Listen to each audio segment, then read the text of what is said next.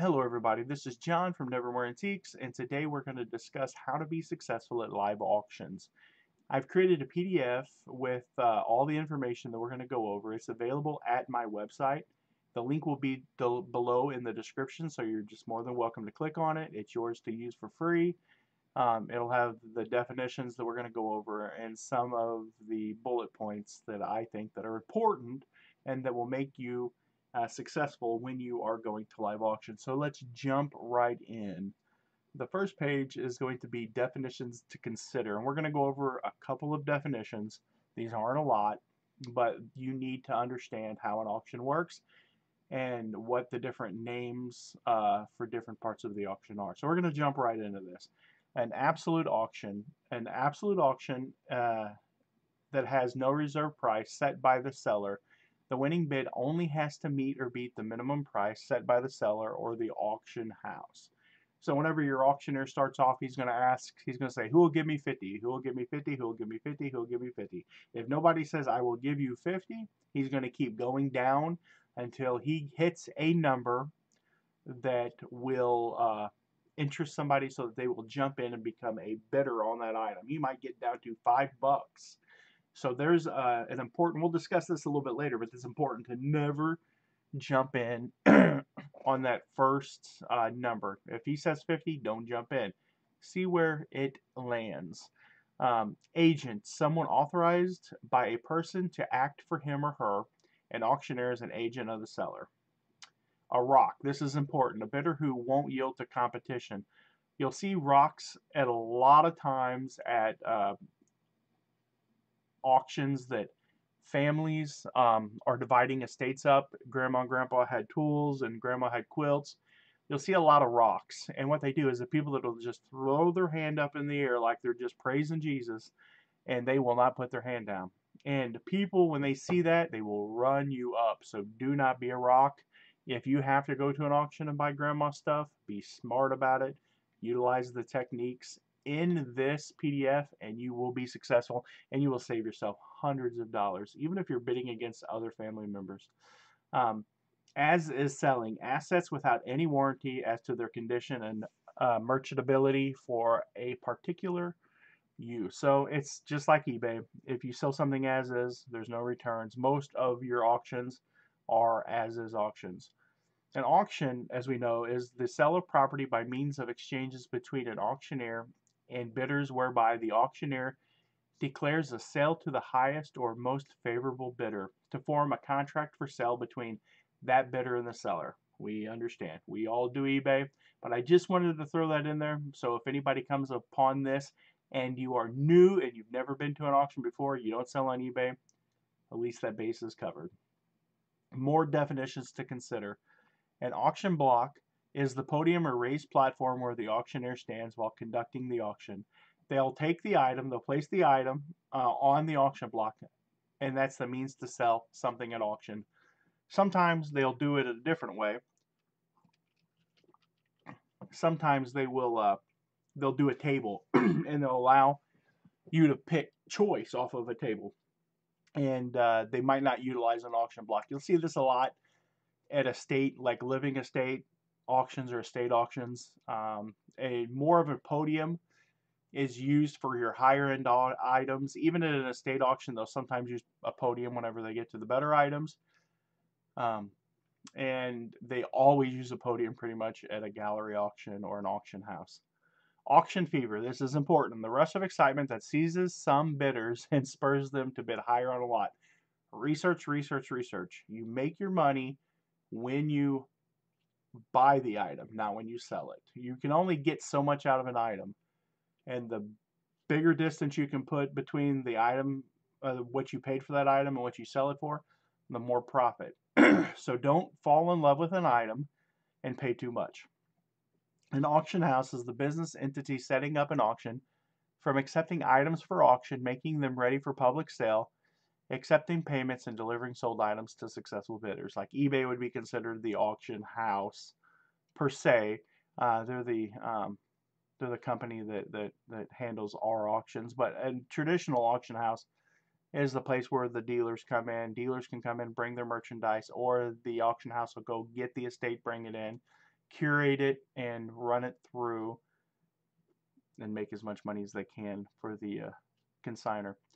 Auctions with reserve. The seller reserves the right to accept or reject any and all bids or to withdraw the lot at any time prior to the announcement of the completion of the sale. Uh, so selling with a reserve. So say if somebody's got a 57 Chevy two-door post and they don't want it to go. Say, they're afraid that they want $20,000 for it and they're afraid that it might only bring 10. So they can put a minimum reserve on that item of say 20,000 or even 15 if they're willing to take 15 and live with that. If an item is put up for auction legally, now this can vary state to state, but if an item hits the auction block and if it doesn't meet the minimum, if there's no reserve on it, it goes to the highest bidder. And if the seller backs out, there's a lot of legal mumbo jumbo that can happen. Now this varies state to state, so I don't know. I've seen some stuff play out because of this before. So know your local auction laws. Most auction laws will be available on one of your state government websites. Bidding off the wall. This is important. The next two are pretty important terms. This is a fraudulent bid made by the auctioneer in such a manner as to trick other bidders into believing it is a legitimate bid. Also referred to as a bid off the ceiling, off the gate, off the fence post, etc., to indicate the bid was fictional. I have heard stories of a local auctioneer that used to say if he had a fool and a fence post, he could have an auction. So you've got to be careful. Remember, the auctioneer, they make the more money that they sell the items for, the more money they make in their commission. One moment.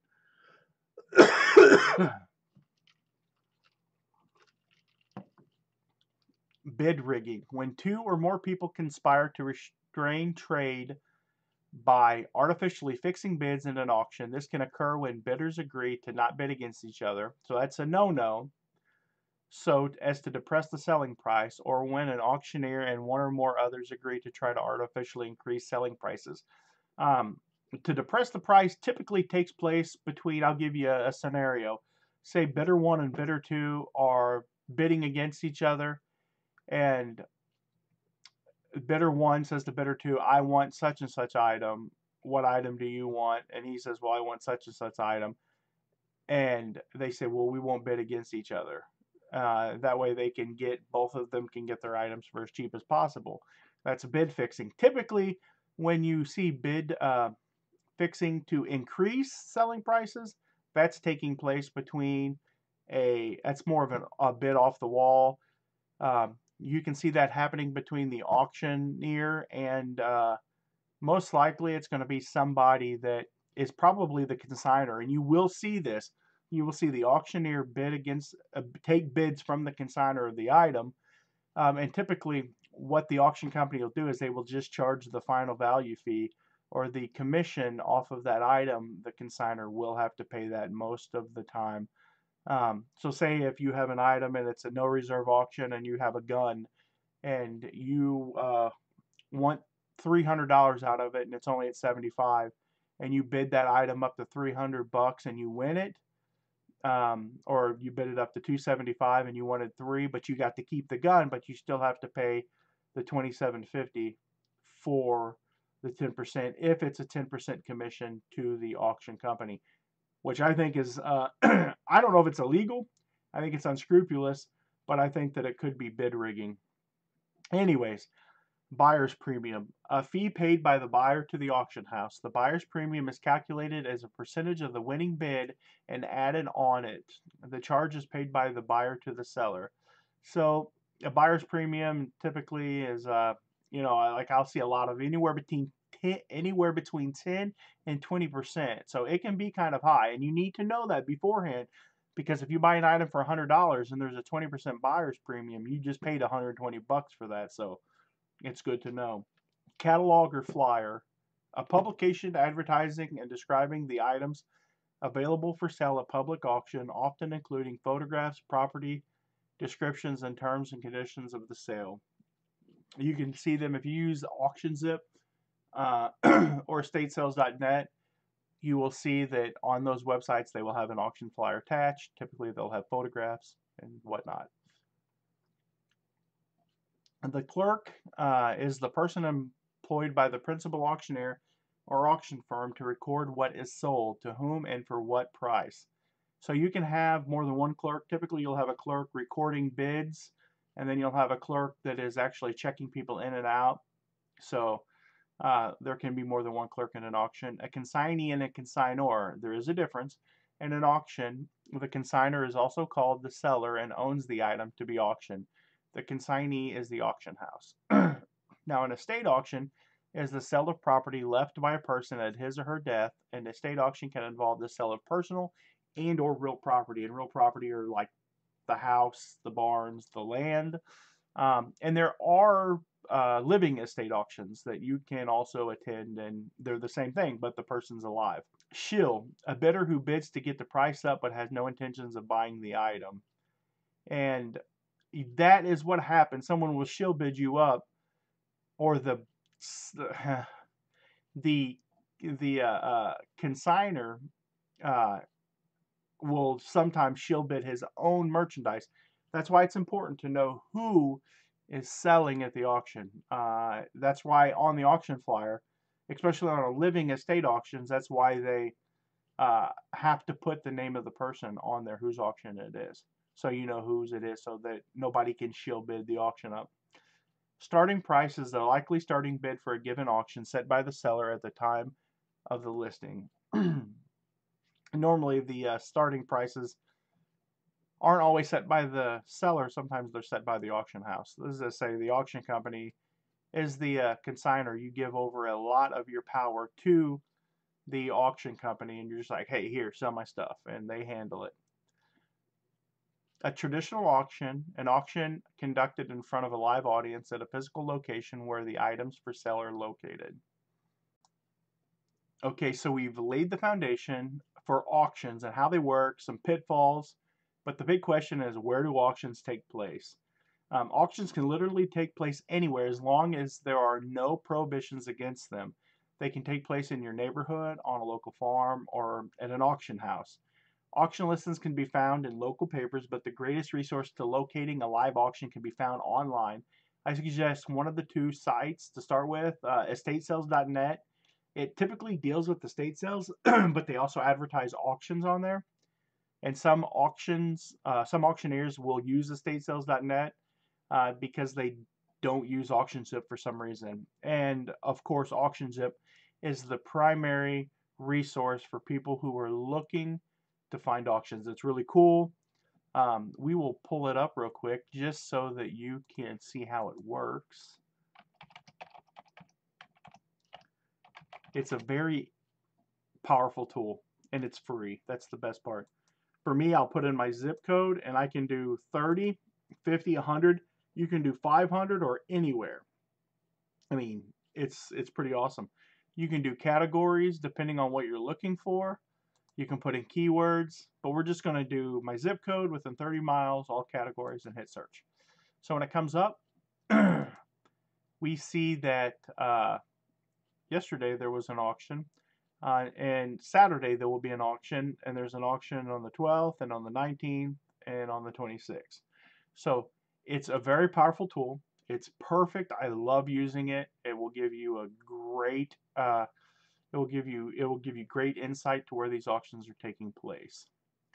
Remember, profit is made when you buy, not when you sell. The most important thing to remember is that your profit is made when you purchase the item, not when you sell. It is important to maximize profit by making informed buying decisions. This can be done in many ways. Let's discuss a few. Research is very important. Some auction companies will allow you to preview their goods. Sites such as auctionzip.com and estatesales.net will offer photos and listings of the items that will be offered in the auction. This information can be helpful in determining the potential profit for items disclosed in the listings. If you can get an on-site preview, ask the auctioneer if there are any items that you should focus on. Remember though, the auctioneer has a vested interest in maximizing profit. Be sure to do your own research when determining the value of items offered at the sale. Now, I'm not trying to paint auctioneers in a negative light, but auctioneers already come with a bad reputation. I know some that are really super cool, really good. There's one family here locally that I trust, and they're awesome. But for the most part, no offense, but auctioneers and used car salesmen are neck and neck. If the preview is available, bring a notepad and a camera to record condition and markings. If no preview is available, most auction most auctions open hours before the start of the sale. Bring your phone and research before the sale starts. Watch other people and see what items seem to be getting the most attention. Listen to what other people are saying without being obvious that you are listening. You don't want to, these are sharks, and they don't like new people and they don't like new competition for the most part.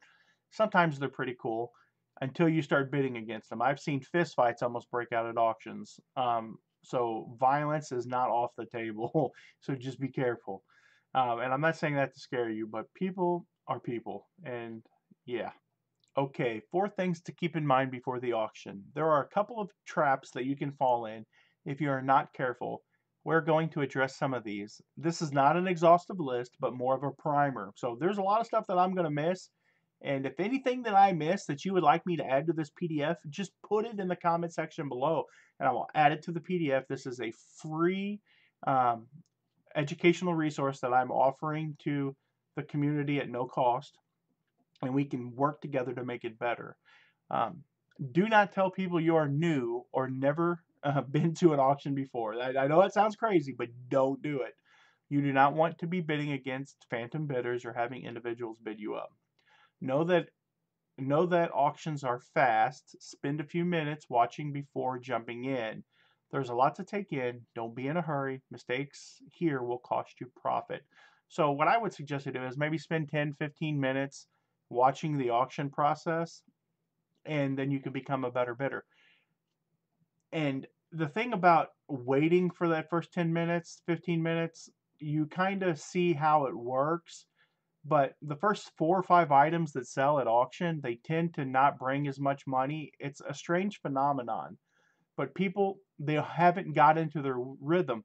There's 2 places you can make a lot of money. The first 5 minutes of an auction, 10 minutes of an auction, or the last several hours, depending on how long the auction is, when the crowd starts thinning. But we'll get to that later. Um, Make sure you have checked in and received a buyer's number from the clerk. You can't bid without a buyer's number. Look for the line, and that will be the clerk. There'll be a line of people that'll be giving their, normally have to bring a photo ID, and they'll give you a card, a white card with a number on it. And that's important because you'll look like an idiot if you bid and you don't have a number. Understand the terms of payment, cash, credit, or check. Ask if there is a buyer's premium or if taxes will be collected. Went to an auction a couple months ago and it was a fiasco. It was horrible. People were leaving in droves because they were charging sales tax on used goods at an auction. And that's, in Missouri, is not legal, especially if it's a living estate or an estate. So, you know, you got to be careful, and you got to make sure that for one, you can defend yourself if someone's trying to charge taxes, and you know that that's not legal. You can use that as leverage. Be like, look, I know that what you're doing is not legal, and I'm not going to pay this. I don't care about the other people, but I'm not going to pay it. And the buyer's premium, there's not much you can do about it, but it can help you make better decisions in your bidding practices, knowing that if you're going to have to pay that 10 or 20% extra. And know that most credit card transactions at auction, they will charge an additional 3 to 5% for processing your money off your credit card, because that's what the credit card company charges them. 8 things to keep in mind during the auction. There are a few things to remember while the auction is going on. We will visit a couple of points. If you have anything to add, please do so in the comment section, as I said earlier. The auctioneer will start the item off higher looking for a bid. If you wait, they will continue to lower the asking price until a bidder enters into the auction. The auctioneer might start the item off at 50, but the first bid might only be 5. So an auctioneer can go, can you give me 50, give me 50, give me 50, give me 50, can I get 40, can I get 40, can I get 40, can you give me 40, can you give me 40? And they'll continue to work down, can you give me 30, give me 30, give me 30, give me 30, give me 20, give me 20, give me 20, give me 10, can you give me 10, can you help me out? Can you give me 10? I'll take 10, and somebody goes, I'll give you 10. And there you go. You enter into the auction, and you're off and running. But sometimes it can be, I've seen auctioneers ask for 50 and only get $5 for an item to start out, because here's the deal, the auctioneer knows what it's worth. They have an idea. That's what they do for a living. So they're going to try to get as much out of that item as they can. Don't be a rock. Even if you really want the item, don't look eager to win. You are a fish in a shark's tank, and that's for sure. There are people there who are looking to spend your money. I have even been that person. It's a tactic, and I'll address that later. Watch a couple of items sell before you jump in. As we talked about before, the more education you gain before bidding will give you more profit in the end. Position in the crowd is important. I like to stand off to the side and watch so that I can see those who are bidding against me. And I can keep the auctioneer from bid rigging or finding myself bidding against trees, fence posts, or something someone trying to spend my money. Keep your stuff in a pile. I call it building a nest. There are people at the auction who will steal from you. They might not steal from the auction, but once you've bought it, they will steal your stuff. And it's easy for them to say, oh, I thought that was mine. It was next to my stuff, yada, yada, yada, blah, blah, blah. And they'll have a million reasons why they're trying to steal from you. And you've got to put the best way to do that is build your nest. Be protective of it. I tell people when I have my stuff piled up, I say, please don't put your stuff next to mine. I don't want to accidentally take your stuff. Whenever I buy at the end of the day, sometimes it's hard for me to know whose is whose, and I don't want to take your stuff, and I don't want you angry at me. And you can also accidentally leave stuff behind if you don't keep track of them. I've learned this the hard way many, many times. I've left stuff at auctions. Keep your head on a swivel. Don't be afraid to look around and see who is bidding against you. This will reduce phantom bids and the auction troll from bidding you up. Keep in mind that buyer's premiums or additional fees such as sales tax, which will increase the cost of goods, and we've discussed that already. Things to keep in mind after the auction. When the day is done, you have scored your best deals. There are a few things to consider. Let's address a few of those. Checking out. When paying, you will receive auction tickets. These are important to hold on to so that you can prove the cost of goods for tax reasons. If you sell your items on eBay, those little tickets, they tell you what you paid. And it's real important when you come home to sit down and do an inventory of your merchandise real quick. And however you do your inventory is up to you. We do an item by item. We match our tickets up. If I buy a box lot, then I'll pull out the useful items from that box. I'll toss the rest, and then if I pay $20 for that box and I have 10 items, then I divide, and that's how I get my cost of goods. Credit cards. When paying for credit cards, some auction companies will charge a premium, as I said, for using the service. Be sure to ask in advance. Auction flyers. Many auctions will have sale bills placed near the clerk stand. So when you're checking out, these are great research materials for upcoming auctions. So when you're checking out, be sure to look around, ask, do you have any flyers for upcoming auctions? They're good to have in your hands. I love them. I love to look at them. They give you something to read when you're in the bathroom. They're excellent. I collect them, actually. Totes and boxes.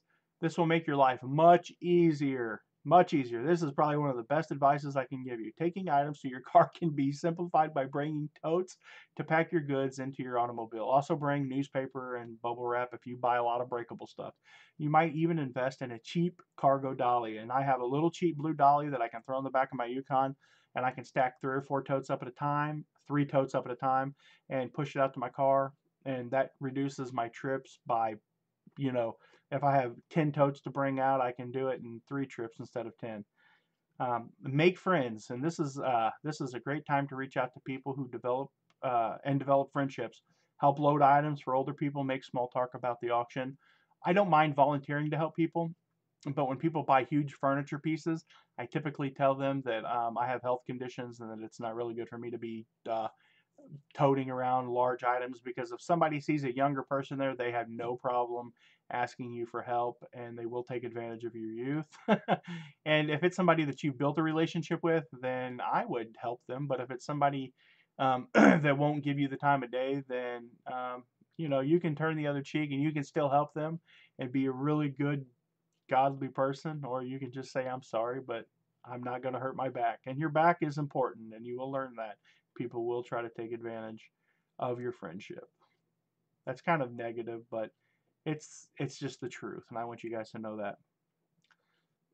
Here are 5 things that I wish that I had known, and it ended up being way more than 5 things. It says there are a couple of tips I wish I had known when I started going to auctions. If you have any tips, post them below in the chat. Stay till the end of the auction. The greatest deals are left to those who wait around till the end. I have purchased tables full of merchandise for just a couple of bucks, and this is true. The auctioneer, if it's an auction that's going to last 5-6 hours, people do not want to stand around for 5-6 hours. After 2 or 3 hours, the crowd inevitably starts thinning out. They're hungry. They didn't bring something to drink. They're too hot, too cold. They're going home. He who endures to the end shall get the best deals.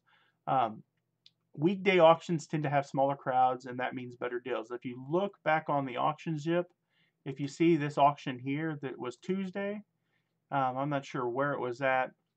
It was today. It was yesterday. I should have went from. It started at 11 a.m. and there would have been a lot of people off today since it was a holiday. But typically, weekday auctions, you will find a smaller crowd and you'll get a better deal. Sorry, I've been a little bit sick. I know I'm going to get somebody in the comment going, "You've cleared your throat," but I'm sorry. You're getting free information and it's good stuff. Auction Zip is a great website to find local auctions, and that's for sure. If there is more than one auction on a single day, I will sometimes go to the auction with the least appealing sale bill, which means less competition for the good stuff at the auction that I'm going to attend. I have been to auctions. If there's competing auctions, one day I went to an auction, there were 3 auctions that were going on, 4 auctions that were going on. I went to the one with the buyer's premium with the auction company that was out of the city, and within 5 minutes of the auction starting, the auctioneers were fighting each other. People were leaving. They were arguing, not fighting, fist fighting, but arguing with each other. People were leaving, and a $10,000 bedroom suit sold for, I think it sold for probably less than $400 total. I ended up with the nightstands, which are in my room right now, and they retail for about $700 a piece. And I picked up both of them up for 15 bucks. Crazy, crazy. So it works. It really does work. Take a pen and paper to track what you are paying for. Unscrupulous auctions can overcharge you if you're not careful, and they will. The person who controls the books can write a larger number on your ticket. Either they make a mistake or they do it on purpose. They can add if you paid 12 for it, they can say you paid 14. It's important for you to write down. Typically you'll get a number card, and on the back of it you can just take a pen and write and take track of your stuff. If an auction company is looking to scam people, they're going to be scamming people that aren't writing on the back of your number ticket. They're going to be looking for the person that's not paying attention. So just making notes on the back of your auction ticket will protect you from unscrupulous auctioneers, unscrupulous clerks, and if there is a discrepancy, then it gives you a point of reference to go off of. So yeah, that's for sure. I mark my items with a roll of masking tape with my auction number on it. So I'll take a roll of masking tape, I'll peel a little piece off, put it on my item, write my item number. That way there's no doubt about whose items are whose. I've even made signs that go on my stuff. It says, "This is not yours. If I catch you stealing it, I will break your fingers." Sounds kind of out there, but there's a lot of shadiness that goes on. Some auctions offer food and water, but you can bring your own. If you're on a diet or something, I've seen a lot of people bring food to auction. Carefully look over the items you are purchasing for damages, and that's important. To go early, look at the items, make sure they're not damaged. If you're buying glass, make sure it's not chipped, cracked, got flea bites in it. If you're buying electrical stuff, go plug it in, make sure that it turns on. So yeah, you know what you're doing at this point. Keep an umbrella in the car, keep more and you can make money. And this is a good point. I have umbrellas that I keep in my car, and I sell them to people when I'll pick them up for $1 and I'll sell them for $3 or $4. I'll only say, you got $3, I'll sell you an umbrella. and people will buy them.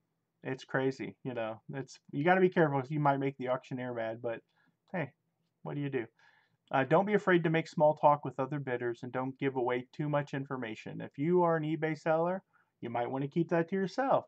If you are new, definitely kind of keep that to yourself.